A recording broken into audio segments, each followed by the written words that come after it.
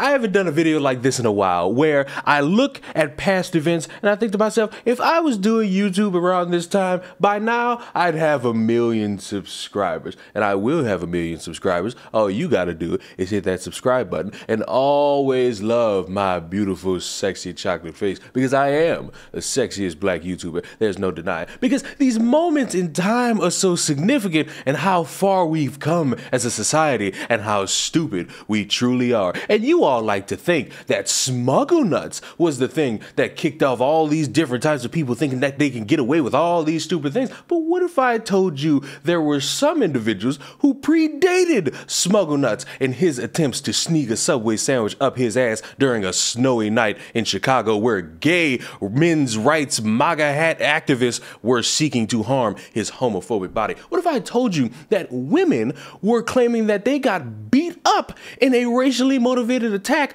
on a bus full of white men? And need I mention that these women are black women, the most disrespected group in American history? Well, hundreds of people packed the area around the small fountain at the UAlbany campus tonight to support 3 students who say they were the victims of a racially charged assault on a CDTA bus. This happened over the weekend, but the rally happened just hours ago. Kimberly Howard was there. She joins us now live at UAlbany. Kimberly, what was the goal of tonight's protest? Well, Greg, people want answers. They say nobody intervened that night on the bus, and they want to know why. The CDTA bus video, as well as some other videos shot on cell phones that night, have been turned over to police. So as the investigation into all of that continues, the ralliers tonight were calling for some more long-term changes here on campus.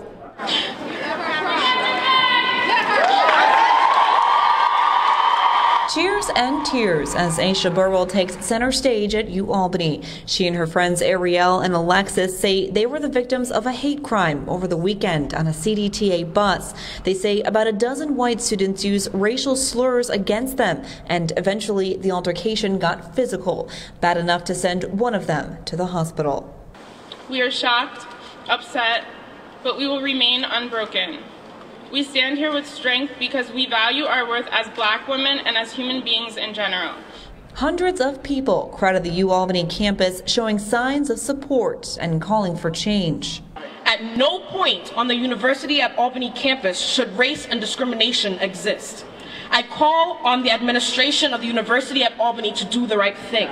For some of the ralliers, that includes curriculum changes, hiring more minority faculty and administrators, sensitivity training for university police, and we demand that those UAlbany students who committed this hate crime based on racism and sexism be expelled immediately for physical. The investigation into just what happened continues, so no word on whether that would happen. But UAlbany President Robert Jones did briefly address the incident at the annual Martin Luther King Jr. celebration. There is no place on our campus for intolerance, no place for violence, and no place for hatred. There were also several questions tonight about CDTA. We brought those questions to a spokesperson for CDTA who tells me that there is a protocol, a safety protocol in place for all drivers, and that the driver driving the bus that night is still actively employed. Meanwhile, as this investigation continues, police are using that CDTA video to try to identify any additional witnesses to try to get some more accounts as to just what happened so they can get to the bottom of all this. Anybody who does have any additional information is asked to call police. Now, you see all these young ladies cause all this fanfare, they get all this fuss, they get all this ruckus, they get a bunch of people supporting them, and you think to yourself, yes, you should be supporting your fellow classmate and a black woman who says that they were the victims of a racially motivated attack because they are strong, independent black women in college, and how dare you even question the validity of their story. There's just one problem, and the problem is the same as every other problem that goes on when somebody really wants to make themselves look like the star and they seemingly think no consequence is going to come upon them. We have camera footage that would say otherwise, and ironically, it makes those black women look so bad. This morning, 3 college students under fire for what's seen in the surveillance video. Hi, Yes, I'd like to report the fact that me and my friends were just jumped on a bus for being black. Just after 1 a.m. on January 30th, Ariella Gudio, Alexis Briggs, and Aisha Burwell, all 20-year-old college students at the University at Albany, claiming they were the only black students on a city bus when they were called racial slurs and hit by several white males. They say they were surrounded by students and felt threatened. They fought back. 2 of the girls called 911. It was a racially fueled crime. We were 3 black girls jumped by like 20 white people. University staff and students immediately rallying behind the girls. But within hours of that rally, an Instagram video posted online showing what looks like the girls approaching the men first. The university and city immediately launching an investigation. I ask all of us to not rush to judgment. Leading to the release of this surveillance video from inside the bus that night, witnesses on board telling police it wasn't the men, but the women who were the aggressors. It definitely looks like it wasn't what the girl said it was that happened, and actually it looks like the opposite. But the girls maintain they are the victims. This week, all 3 girls in court pleading not guilty to charges of third-degree assault. Civil rights activists now concerned about what this case could mean for future racial crime. The thing that makes me giggle just a little bit is the amount of people who saw the evidence and saw that these women were in the wrong, and they were like, you know what? It doesn't really look like what you said it looked like, buddy. Can you elaborate a little bit like that? And of course, they still play the spin game. They still say that they were the victims, even though there's camera footage that says otherwise. And thankfully, in case any of you didn't know about this when it happened, they all got suspended or expelled from college. They tried to appeal it and didn't work out. 2 former UAlbany students have been sentenced for their role in what they claimed was a racially charged fight on a CDTA bus. As it turns out, they will not spend time behind bars. News 10 ABC's Lindsay Nielsen has the latest. The judge sparing both women from jail time, saying that he didn't see that would do any good, but both were sentenced to 3 years probation.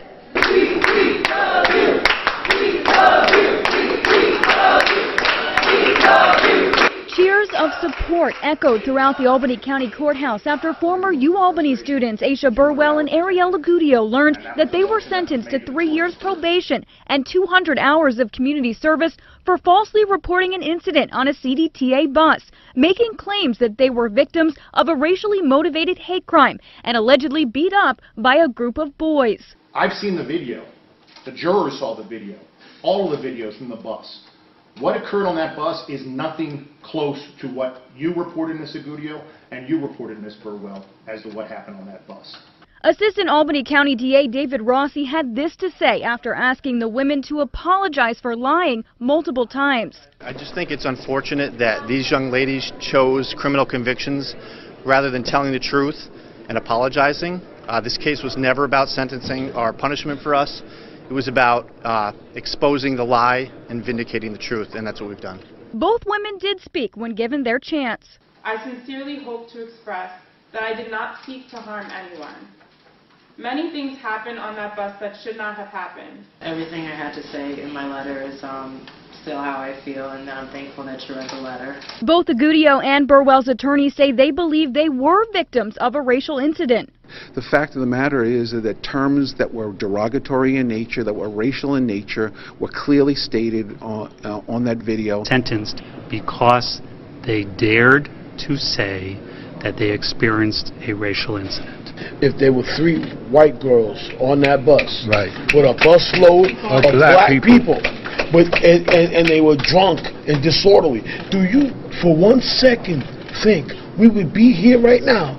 And let this be yet another lesson to all of you morons out there. You do not need to be faking instances of racial discrimination for attention or money. Speaking of which, you see that down there at the bottom of your screen? That's what I'm going to start doing from now on. Every time I talk about somebody faking any racial or phobic situations for some profit. Because instead of parading around a black dead body for your attention, instead of lying to you saying that I got beat up by some mystical phantom fat white women, I'm just gonna ask you for your money, because if you're delusional enough to give it to somebody who's lying to you, you can give it to an honest soul who's going to spend it on the BLM mobile, where I will teach you the good word of not Black Lives Mattering, but bringing Leon money, because that's the sole goal, and I'd rather be honest instead of parading around a dead body for your attention. And with all that being said, to wrap this up, I would just like for everybody to be well aware of the tried and true tradition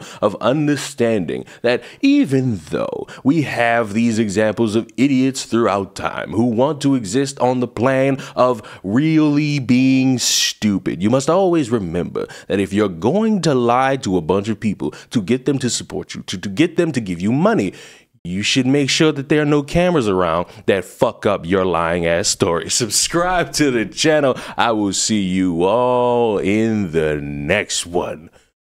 Goodbye.